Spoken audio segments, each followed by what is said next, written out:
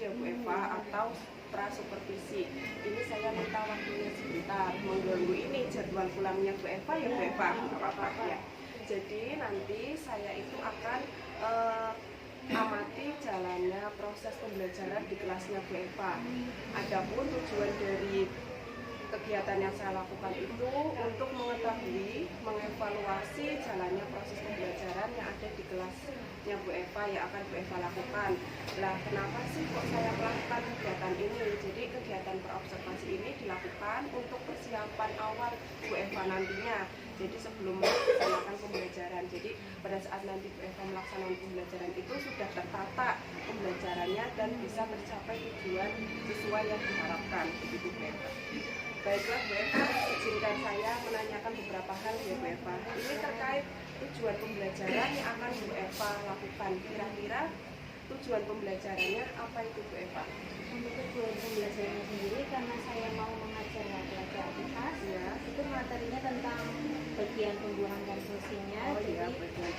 Tujuannya itu agar anak-anak itu mampu dan memahami, paham dan bisa menjelaskan apa itu bagian tumbuhan, dimulai dari akar, batang dan sebagainya, dan fungsinya masing-masing.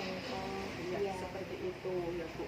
Berarti tadi Bu Eva menyebutkan tujuan pembelajaran yang akan Bu Eva lakukan adalah siswa mampu menyebutkan dan bagian-bagian tumbuhan beserta fungsinya, ya, mulai dari akar, batang sampai nanti pada buah ya Bu Eva. Nah, selanjutnya Bu, untuk pertanyaan yang kedua, itu bagaimana area pengembangan kompetensi yang akan Bu Eva capai? Untuk bagian pengetahuan ya, kompetensi pengetahuan itu nanti tentu saja anak paham ya fungsi bagiannya apa saja, ada akar, batang, daun, bunga, buah dan fungsinya masing-masingnya, yang mana fungsinya itu saling berkaitan satu sama lain untuk pertumbuhan tumbuhan. Kemudian untuk kompetensi keterampilannya nanti anak agar bisa menjelaskan bagian-bagian tumbuhan dan fungsinya di depan kelas. Oh iya, itu berarti ada dua area pengembangan ya yang akan Bu Eva capai, yaitu pengembangan pengetahuan dan pengembangan keterampilan. Baik Bu Eva, lantas rancangan pembelajaran yang nantinya akan Bu Eva lakukan di kelas itu baik strateginya, metode ataupun model pembelajaran yang akan Bu Eva terapkan itu seperti apa Bu Eva? Ya, untuk metodenya sendiri atau modelnya nanti akan saya gunakan PJPL atau Project Based Learning. Nanti anak-anak saya bagikan kelompoknya, di mana setiap kelompok itu anak-anak menggali informasi atau menggali fungsi dari salah satu bagian tumbuhan. Jadi setiap kelompok itu berbeda-beda. Nanti pada akhirnya setiap kelompok menjelaskan apa yang sudah mereka peroleh informasinya di depan kelas. Oh iya, seperti itu. Oke, baik Bu Eva. Ini pertanyaan terakhir. Kira-kira kapan Bu Eva akan melaksanakan pembelajaran yang tadi sudah Bu Eva jelaskan ke saya? Untuk rencananya nanti hari Selasa.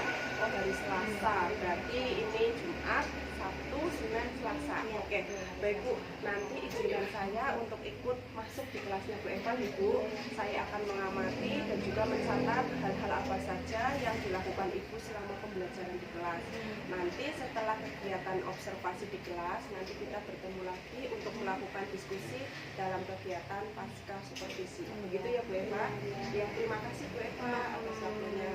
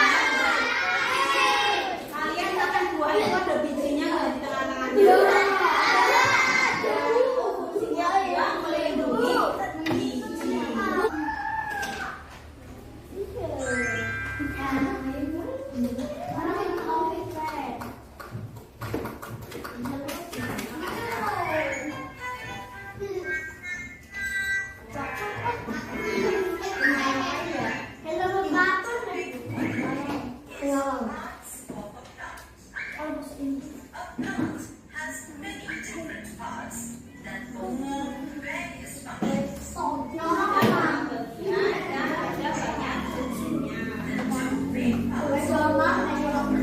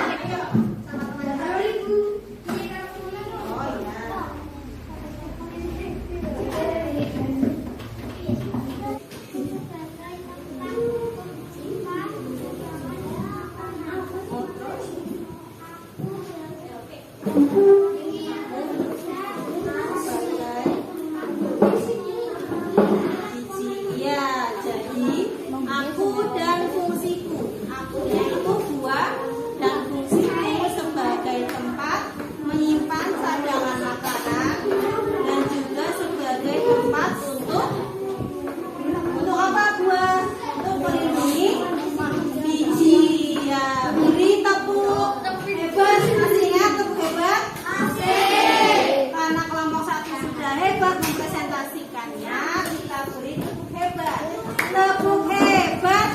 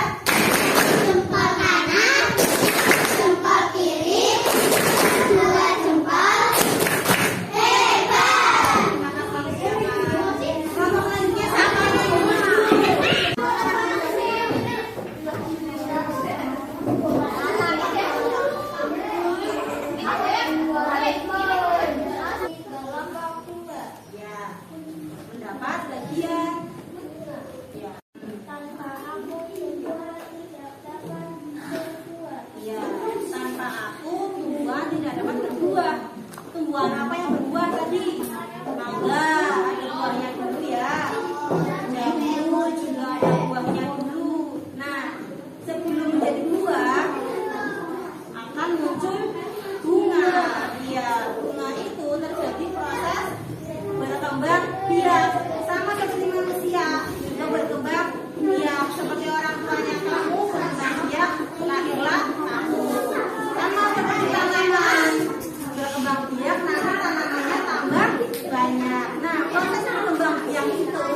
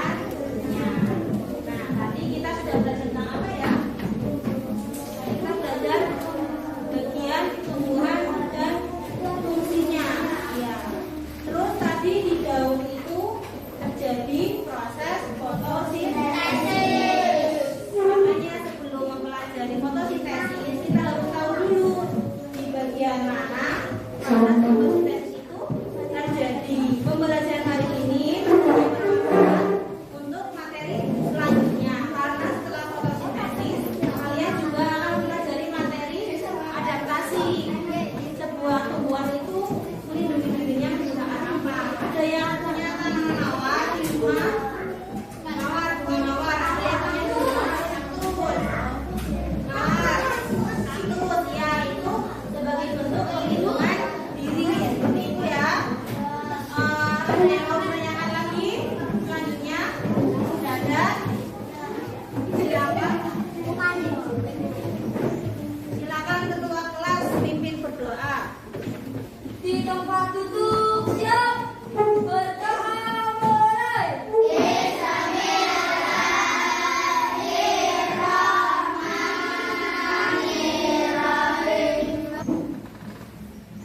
Terima kasih sudah mengikuti pembelajaran hari ini. Kurang lebih saya mohon maaf.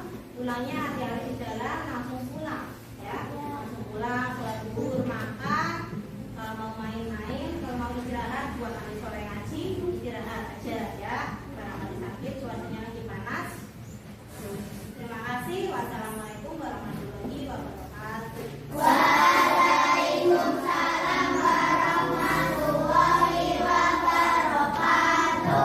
Pulang, hati-hati di jalan.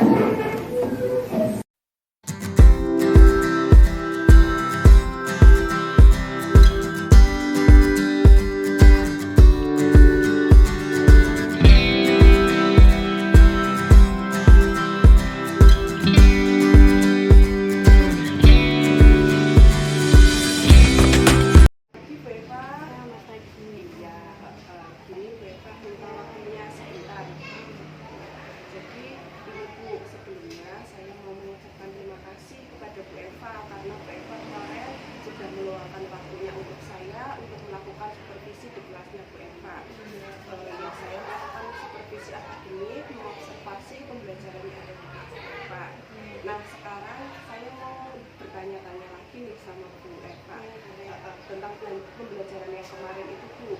Kira-kira dari pembelajaran IPAS yang kemarin ya Bu tentang fungsi tumbuhan ya kan, bagian-bagian tumbuhan beserta fungsinya itu ada kendala atau tujuan pembelajaran yang belum tercapai atau gimana Bu? Untuk kendalanya kendala mendasar ya biasa anaknya ramai berlari. Itu kan kemarin saya menjelaskan kalau pembelajarannya kecerdasan anak IPS saya itu memberinya itu tidak membagi secara merata. Ternyata saya membebaskan anak-anak untuk silakan berkelompok 5 kelompok, anggotanya terserah anak-anak. Dan itu ternyata sebuah kesalahan karena menjadi tidak seimbang dalam satu kelompok. Ada yang geng-gengan, misal saya bertemannya dengan ini, jadi saya hanya berkelompok dengan teman-temannya saja. Jadi ada anak-anak yang kelompoknya itu kurang aktif gitu. Jadi keseimbangannya kurang. Berarti untuk masalahnya ini sebenarnya masalah karena ya masalah dasar ya Bu. Iya. Jadi pada saat diskusi kelompok itu ada beberapa anak yang tidak aktif dan ada anak yang dominan aktif seperti itu ya Bu Eva. Nah biasanya itu anak yang aktif itu didominasi oleh anak-anak yang pintar ya Bu Iya, Eva. biasanya Iya gitu. gitu. Oke, nah biasanya anak yang kurang pintar gitu ya itu akan minder karena takut apa yang akan dia sampaikan, apa yang akan dia tulis itu salah gitu ya Bu Eva. Nah selanjutnya Bu Eva, dalam bayangan Bu Eva nih, gambarannya Bu Eva untuk nanti menghadapi anak-anak yang kurang aktif itu kira-kira solusi Bu Eva seperti apa Bu untuk pembelajaran ke depan? Untuk solusinya itu pembentukan kelompoknya harus merata. Jadi yang mengetahui kan berarti tentu guru kelasnya ya. Ada yang aktif yang mana, yang kurang aktif yang mana, dan yang tidak aktif pun ada. Itu harus dibagi dalam satu kelompok. Jadi dalam satu kelompok nanti merata keterampilannya, ada yang aktif, ada yang kurang aktif, ada yang tidak aktif. Dan itu nanti terjadi komunikasi di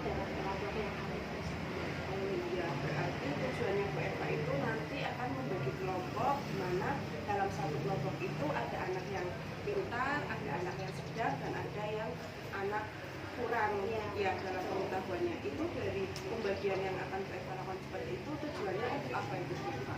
Untuk itu meningkatkan komunikasi anak ya. Tadi kan yang kurang aktif atau yang kurang pandai itu kan cenderung takut Iya. sama gurunya langsung. Nah, diharapkan dengan temannya yang lebih pintar atau lebih aktif itu dia mau bertanya, karena bagaimana juga kan teman seumuran, Iya. budaya satu kelas, jadi teman-teman itu tidak takut, jadi bisa bertanya-tanya apa yang Iya, solusi yang sangat bagus itu Bu Eva. Berarti Bu Eva akan menerapkan solusi tutor sebaya ya Bu. Iya, betul.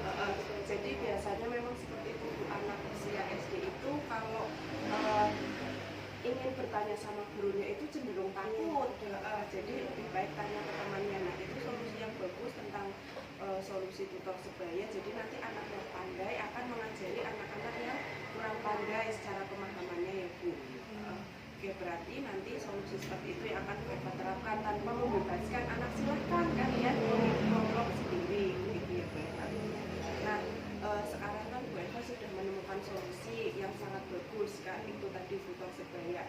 Nah kira-kira kapan itu Bu waktu perbaikannya yang akan Bu Eva lakukan pembelajaran berikutnya untuk menerapkan tutor sebaya itu Bu? tentunya dalam minggu ini. Oh, dalam minggu ini ya, berarti dalam waktu dekat ini ya Bu. Ya. Oke, terima kasih Bu Eva atas waktunya. Semoga pembelajaran Bu Eva ke depannya akan lebih baik lagi. Ya, semoga Bu Eva bisa melanjutkan Iya, aktivitas. terima kasih.